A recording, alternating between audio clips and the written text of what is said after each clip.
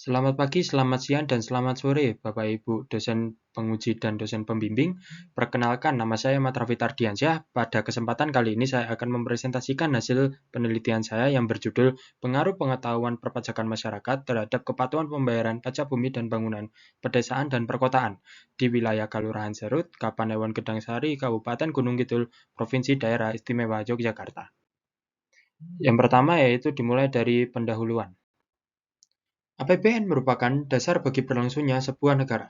Hal ini dicerminkan dari pentingnya peran APBN dalam pembangunan nasional. Pajak merupakan salah satu bagian yang terdapat di dalam APBN. Pada tahun 2021 saja, pajak berperan sebesar 76,95% dalam pendapatan negara.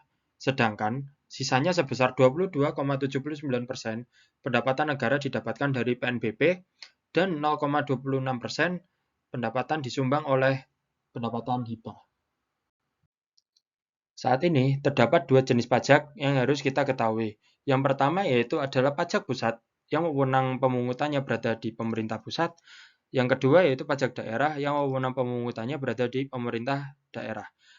Dasar hukum dari kedua pajak ini yaitu ada di Undang-Undang Nomor 28 Tahun 2009 tentang Pajak Daerah dan Retribusi Daerah, lalu Undang-Undang Nomor 23 Tahun 2014 tentang Pemerintahan Daerah, dan Undang-Undang Nomor 1 Tahun 2022 tentang hubungan keuangan antara pemerintah pusat dan pemerintah daerah. Kepatuhan pajak menjadi salah satu bagian penting untuk mencapai peranan pajak daerah yang maksimal. Kepatuhan pajak bisa dilihat dari berbagai sudut pandang. Dapat dilihat sebagai masalah keuangan publik, etika, desain organisasi, atau kombinasi dari beberapa hal tersebut. Sejalan dengan hal itu, tingkat kepatuhan pajak sangat berhubungan dengan manfaat yang dirasakan oleh setiap individu dari barang publik yang didanai oleh pembayaran pajak. Berdasarkan itu, penegakan hukum tidak dapat diandalkan sendirian. Jika yang dilaksanakan oleh pemerintah hanya penegakan hukum, maka hal ini tidak akan efektif. Dibutuhkan upaya lebih dari pemerintah untuk dapat mempromosikan kepatuhan pajak kepada masyarakat. Nah, ternyata ada beberapa faktor non-ekonomi yang berpengaruh terhadap tingkat kepatuhan pajak, antara lain kesediaan membayar pajak penyediaan publik, lalu pendidikan publik, moral pajak, informasi pajak, dan lain sebagainya. Beberapa faktor tersebut sangat menarik untuk diteliti, mengingat selama ini pemerintah itu seringnya lebih berfokus kepada aspek formal saja untuk meningkatkan kepatuhan pajak masyarakat dan sering melakukan perhitungan terhadap faktor ekonomi individu untuk menilai kepatuhan tersebut. Padahal sebenarnya ada faktor lain selain ekonomi dari masyarakat itu sendiri. Berdasarkan latar belakang yang sudah saya sebutkan sebelumnya, maka pajak daerah dapat disimpulkan memiliki peran yang sangat vital dalam pembangunan sebuah wilayah. Hal ini menjadi titik kritis dan tolak ukur sebenarnya ya. Apakah sebuah daerah dapat disebut sebagai daerah yang mandiri atau tidak?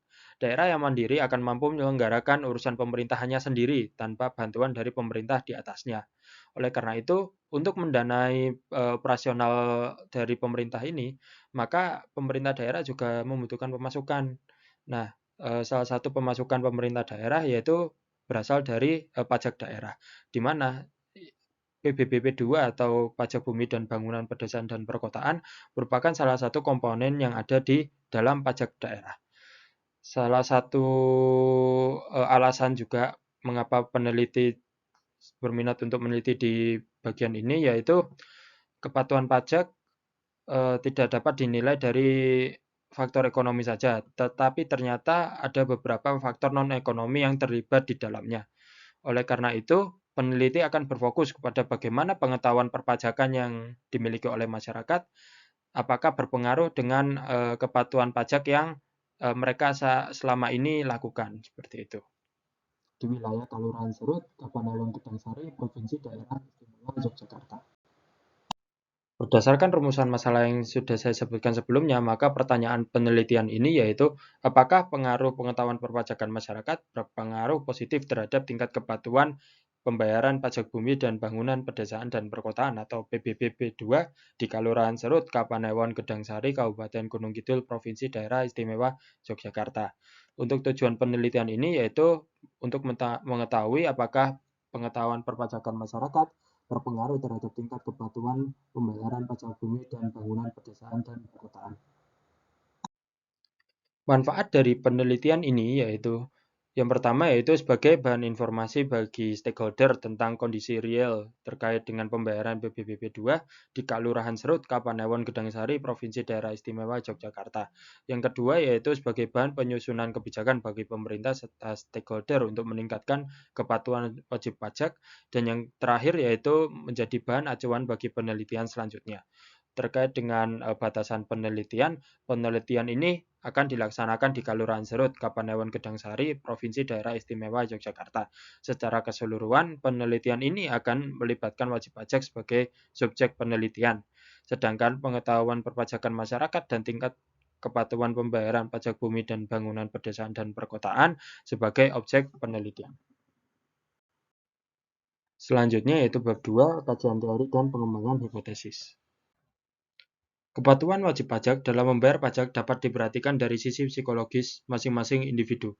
Terdapat beberapa teori perilaku yang dapat menjelaskan perilaku individu, salah satunya yaitu teori perilaku terencana atau Theory of Planned Behavior. TPB akan menjadi dasar teori yang digunakan dalam penelitian ini. Secara umum, terdapat 3 faktor yang mempengaruhi Theory of Planned Behavior ini berdasarkan penelitian sebelumnya, yaitu ada norma subjektif, persepsi kontrol perilaku, dan sikap terhadap perilaku. Yang pertama yaitu berkaitan dengan norma subjektif. Norma subjektif merupakan faktor yang merujuk kepada adanya tekanan sosial yang didapatkan oleh seseorang, sehingga orang tersebut akan berperilaku sesuai dengan tekanan tersebut. Yang kedua yaitu adanya persepsi kontrol perilaku.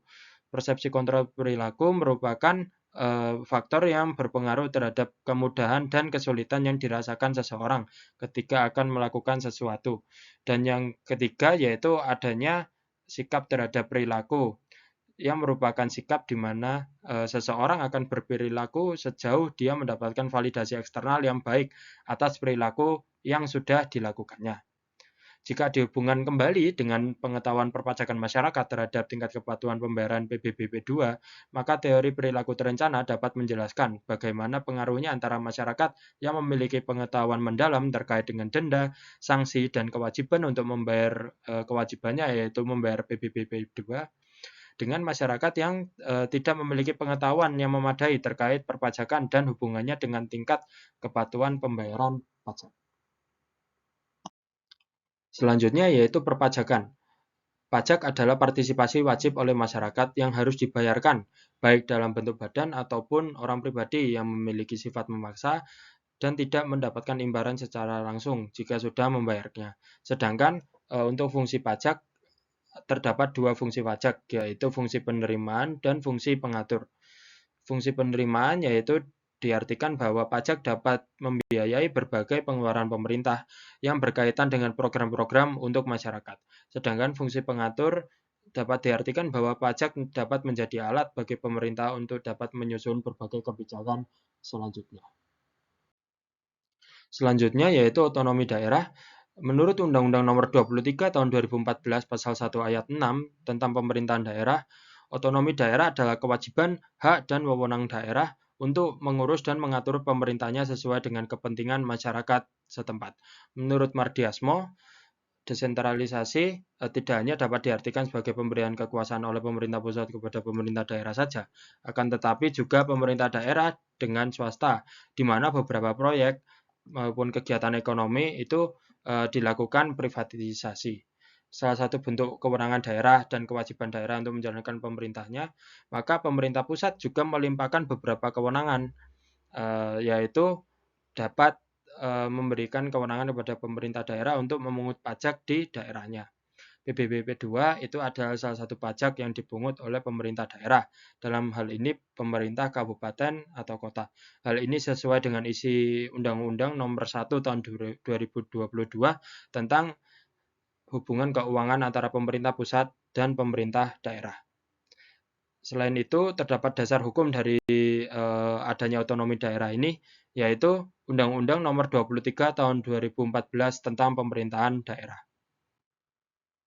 PBBP 2 adalah pajak atas bumi, bangunan, yang digunakan, dikuasai, dan dimanfaatkan baik oleh orang pribadi maupun badan. Dasar hukum dari adanya PBBP 2 ini yaitu Undang-Undang Nomor 1 Tahun 2022 tentang hubungan keuangan antara pemerintah pusat dan pemerintah daerah. Objek pajak PBBP 2 yaitu bumi dan bangunan yang dimanfaatkan dan dikuasai oleh orang pribadi maupun badan usaha kecuali wilayah yang digunakan untuk kegiatan usaha pertambangan, perkebunan, dan kehutanan. Lalu subjek pajak PBBP 2 yaitu orang atau badan yang menerima hak atau manfaat atas tanah dan bangunan yang digunakan. Selanjutnya yaitu dasar pengenaan dan tarif PBBP 2. Dasar pengenaan pajak atau DPP PBBP 2 adalah nilai jual objek pajak atau NJOP. Lalu tarif PBBP 2 itu maksimal 0,5% dari dasar pengenaan pajak. Tarif PBB sendiri ditetapkan oleh setiap kepala daerah.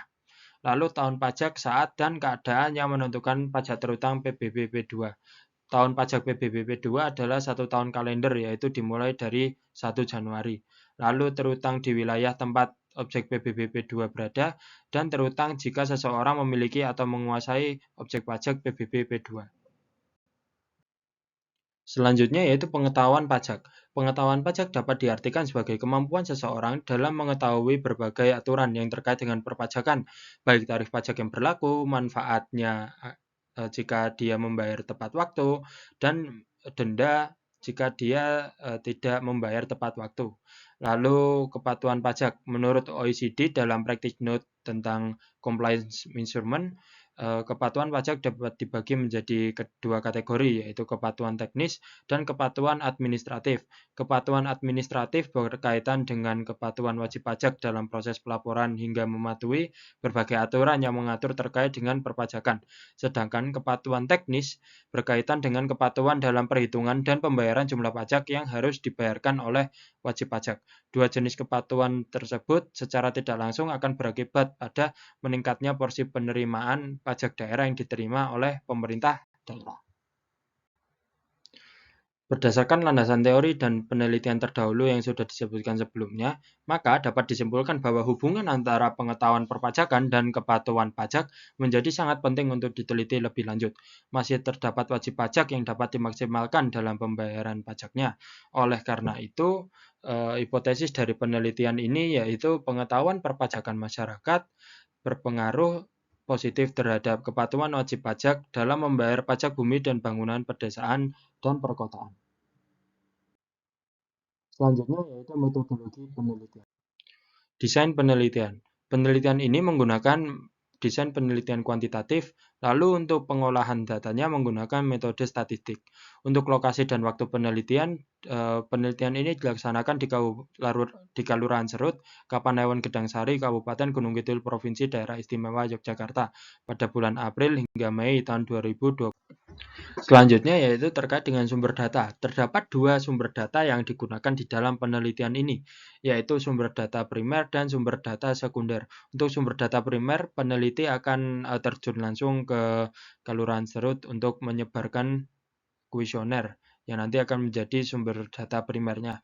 Sedangkan untuk sumber data sekunder, peneliti akan mendapatkannya dari pemerintah, Kelurahan Serut, dan berbagai instansi di dalamnya.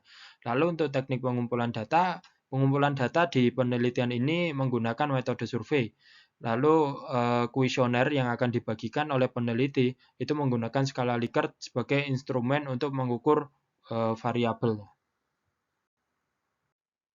Lalu selanjutnya yaitu populasi. Untuk populasi dari penelitian ini yaitu masyarakat Kelurahan Serut, Kapanewon Gedangsari, Kabupaten Gunung Kidul, Provinsi Daerah Istimewa Yogyakarta.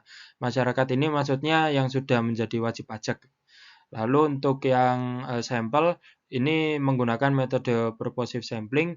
Lalu untuk jumlah sampelnya sejumlah 100 orang. Lalu untuk analisis data terdapat beberapa tahapan dalam analisis data di penelitian ini. Yang pertama yaitu menggunakan analisis statistik deskriptif. Lalu yang kedua yaitu ada uji asumsi klasik dan yang ketiga yaitu ada untuk uji hipotesisnya. Untuk uji asumsi klasik itu dibagi lagi menjadi 3 uji. Yang pertama itu ada uji normalitas, lalu ada uji heteroskedastisitas, dan yang ketiga itu ada uji multikolinearitas. Untuk yang uji hipotesis yaitu ada analisis regresi linear berganda, lalu uji koefisien determinasi, uji F, dan uji T. Selanjutnya yaitu hasil penelitian dan pembahasan. Pada data yang sudah dikumpulkan oleh peneliti, dapat disimpulkan bahwa jumlah responden terbanyak berasal dari kelompok usia antara 44 hingga 50 tahun, yang berjumlah 18 orang atau 18% dari total keseluruhan responden. Lalu, jumlah tersebut diikuti oleh kelompok usia 50 hingga 56 tahun yang berjumlah 15 orang, dan kelompok usia 56 hingga 62 tahun yang berjumlah 14 orang. Lalu, dari jenis kelamin yang sudah dikumpulkan oleh peneliti, didapati bahwa responden yang berjenis kelamin laki-laki berjumlah 59 orang dan perempuan berjumlah 41 orang. Selanjutnya, dari grafik yang tertera, didapati bahwa pendidikan terakhir responden cukup beragam. Terdapat 3 tingkatan pendidikan, yaitu sekolah dasar, sekolah menengah pertama, dan sekolah menengah atas. Terdapat 42 responden yang memiliki pendidikan terakhir di jenjang SD, lalu 22 responden memiliki pendidikan terakhir di jenjang SMP, dan 36 responden memiliki pendidikan terakhir di jenjang SMA. Oleh karena itu, dapat disimpulkan bahwa mayoritas responden berada di tingkat sekolah dasar. Pendidikan terakhirnya berada di tingkat sekolah dasar, yaitu berjumlah 42 orang. Lalu untuk pekerjaan, dapat diketahui bahwa mayoritas responden bekerja sebagai buruh, yaitu sebesar 55 responden atau 55% dari keseluruhan sampel yang diambil. Lalu diikuti oleh pekerjaan tani sebesar 19 orang, lalu ibu rumah tangga sebesar 11 orang, wira swasta sebesar 10 orang, dan karyawan atau TNI atau Polri yang sebesar 2 orang saja. Selanjutnya, dari data alamat tinggal responden, didapati bahwa 100% responden beralamat di Kelurahan Serut, Kapanewon, Gedangsari, Kabupaten Gunung Kidul, Provinsi Daerah Istimewa Yogyakarta. Selanjutnya yaitu uji validitas. Uji validitas merupakan suatu uji yang digunakan untuk mengukur valid atau tidaknya sebuah kuesioner. Sebuah pertanyaan akan dikatakan valid apabila R hitung lebih dari R tabelnya. Dalam penelitian ini, uji validitas dilakukan menggunakan software SPSS versi 28. Tingkatan signifikansi yang digunakan untuk uji validitas dalam penelitian ini sejumlah 5% dengan sampel berjumlah 100 responden. Pada tabel tersebut dapat diketahui bahwa seluruh pertanyaan dalam kuesioner dikatakan valid karena R hitung lebih dari R tabel yang sudah tertera di tabelnya. Selanjutnya adalah uji reliabilitas. Uji reliabilitas merupakan suatu uji yang mengukur apakah suatu kuesioner handal untuk menjadi alat pengumpulan data yang dapat mengungkapkan hasil sebenarnya di lapangan. Kuesioner dikatakan reliable jika jawaban responden terhadap pertanyaan yang ada stabil dari waktu ke waktu. Kuesioner juga dapat dilihat reliable atau tidaknya dari nilai Cronbach alpha yang melebihi 0,70. Maka pertanyaan di dalam kuesioner tersebut bisa disimpulkan reliable. Di tabel tersebut diketahui bahwa nilai Cronbach alpha untuk variabel pengetahuan perpajakan masyarakat sejumlah 0,752, di mana hal ini dapat disimpulkan bahwa pertanyaan yang di variabel pengetahuan perpajakan masyarakat reliable. Sedangkan untuk variabel kepatuhan pembayaran pajak bumi dan bangunan pedesaan dan perkotaan bernilai 0,718, di mana seluruh pertanyaannya juga reliable. Analisis statistik deskriptif yaitu analisis yang memiliki tujuan untuk mengumpulkan, mengolah, dan menganalisis data agar data dapat ditampilkan lebih baik lagi. Dengan kata lain, statistik deskriptif adalah suatu metode untuk memberikan gambaran terkait frekuensi variabel dalam suatu penelitian. Dalam penelitian ini dapat ditunjukkan bahwa di dalam tabel itu nilai standar deviasi itu lebih kecil daripada nilai mean. Untuk variabel X dan variabel Y. Hal ini menunjukkan bahwa data yang dimiliki bersifat homogen atau tidak terjadi penyimpangan data yang tinggi karena nilai standar deviasi itu tadi lebih kecil daripada nilai mean. Uji normalitas. Uji normalitas pada penelitian ini menggunakan uji Kolmogorov-Smirnov karena jumlah sampel yang diambil itu lebih dari 30 sampel. Uji normalitas dilakukan untuk mengetahui apakah data sudah terdistribusi secara normal atau tidak. Data terdistribusi secara normal apabila nilai Z itu lebih dari 0,05. Pada penelitian ini dapat diambil kesimpulan bahwa data yang terdapat itu sudah terdistribusi secara normal. Hal ini ditandai dari nilai Z itu sebesar 0,200, di mana itu lebih dari 0,05. Selanjutnya yaitu uji multikolinearitas.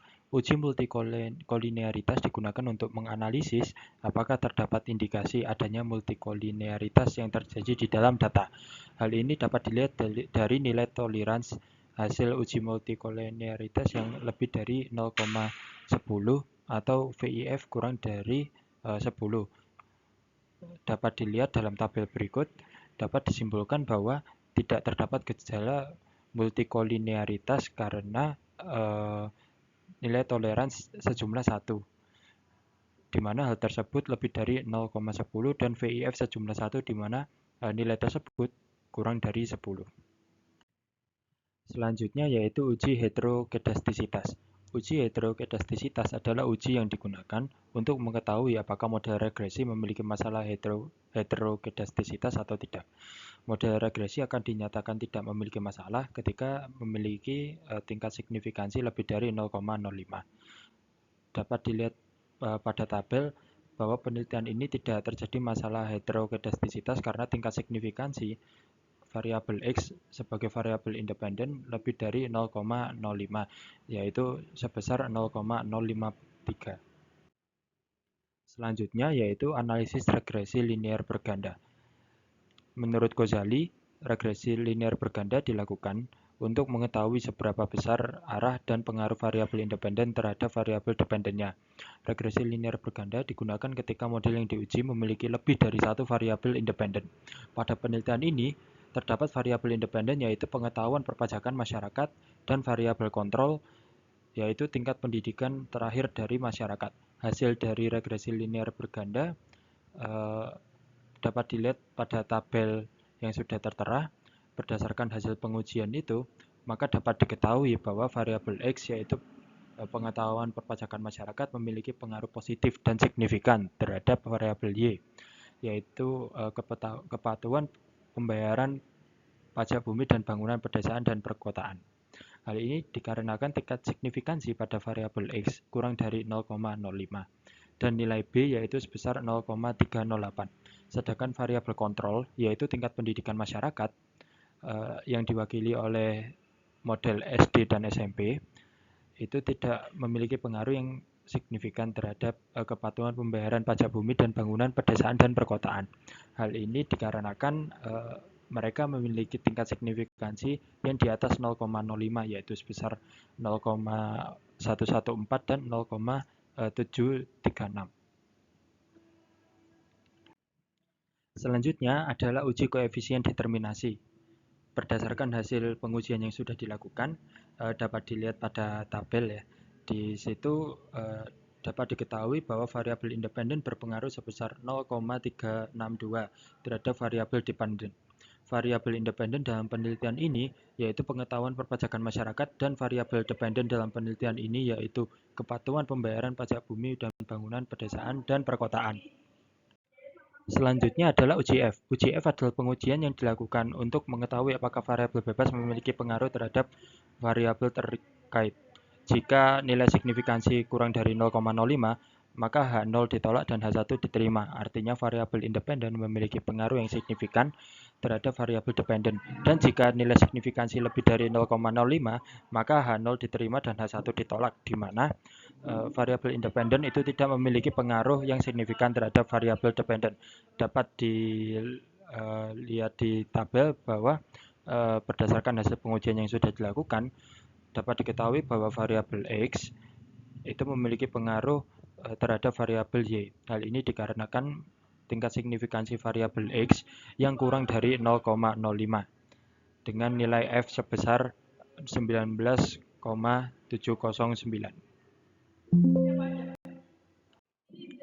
Uji T merupakan uji yang digunakan untuk menguji hipotesis antara dua variabel apabila terdapat variabel yang dikendalikan. Uji T dilakukan dengan cara membandingkan nilai T hitung dengan nilai T tabel dan nilai signifikan T. Ketentuan uji T adalah sebagai berikut: jika nilai signifikan lebih kurang dari 0,05 atau nilai T hitung lebih dari T tabel, maka variabel independen berpengaruh terhadap variabel dependen. Dan jika nilai signifikan lebih dari 0,05 atau nilai T hitung kurang dari T tabel, maka variabel independen tidak berpengaruh terhadap variabel dependen. Nah, untuk nilai T tabel sebesar sampel 100 ini pada tingkat signifikansi 0,05 yaitu 0,197. Nah, berdasarkan hasil uji T yang terdapat di tabel, nilai T hitung pada variabel X sejumlah 7,296, di mana ini lebih dari 0,197. Sedangkan untuk yang SD dan SMP itu tidak berpengaruh karena nilai T-nya itu kurang dari 0,197. Sedangkan yang nilai X itu berpengaruh karena jumlahnya lebih dari 0,197. Selanjutnya, berdasarkan hasil analisis regresi linear berganda, diketahui bahwa variabel pengetahuan perpajakan masyarakat berpengaruh positif terhadap kepatuhan wajib pajak dalam membayar pajak bumi dan bangunan pedesaan dan perkotaan. Hal ini dikarenakan variabel tersebut memiliki nilai T hitung sebesar 7,296, di mana itu lebih dari T tabelnya, yaitu sebesar 0,197. Sedangkan terdapat variabel kontrol, yaitu tingkat pendidikan terakhir masyarakat. Berdasarkan hasil pengujian yang tadi sudah dilakukan, tingkat pendidikan terakhir masyarakat itu tidak berpengaruh terhadap kepatuhan pajak masyarakat. Hal ini tentunya menjadi catatan bagaimana masyarakat itu memperoleh pendidikan terkait perpajakan tidak hanya melalui pendidikan formal, misalkan sekolah dan lain sebagainya, akan tetapi juga banyak pendidikan informal yang bisa didapat, misalkan melalui sosialisasi, lalu pelatihan, dan lain sebagainya. Selanjutnya yaitu kesimpulan dan saran. Kesimpulan pada penelitian ini yaitu pengetahuan perpajakan berpengaruh positif terhadap kepatuhan wajib pajak dalam membayar pajak bumi dan bangunan pedesaan dan perkotaan. Lalu untuk keterbatasan penelitian, terdapat 4 keterbatasan yang ditemukan oleh peneliti. Yang pertama yaitu lokasi penelitian yang hanya mencakup wilayah Kelurahan Serut. Hal ini menjadi salah satu keterbatasan dalam hasilnya ya, karena hasilnya ini tidak bisa dikatakan representatif untuk semua daerah. Bisa saja setiap daerah itu memiliki permasalahan yang berbeda-beda. Untuk selanjutnya yaitu terdapat medan yang sulit karena peneliti merasa saat mengambil data langsung ke lokasi itu medannya itu sulit. Selanjutnya yaitu waktu pengambilan data yang panjang dan jarangnya warga yang berada di rumah saat peneliti melakukan pengambilan data. Dua hal ini terkait karena pada saat peneliti datang itu kebanyakan warga sedang bekerja di luar rumah, sehingga peneliti butuh untuk mencari responden baru yang meskipun masih terdapat di wilayah satu kelurahan. Saran untuk penelitian selanjutnya yaitu yang pertama, cakupan wilayah penelitian dapat diperluas. Lalu yang kedua yaitu lebih banyak berkoordinasi dengan pihak setempat, yang dimaksud yaitu aparat desa dan tokoh-tokoh masyarakat.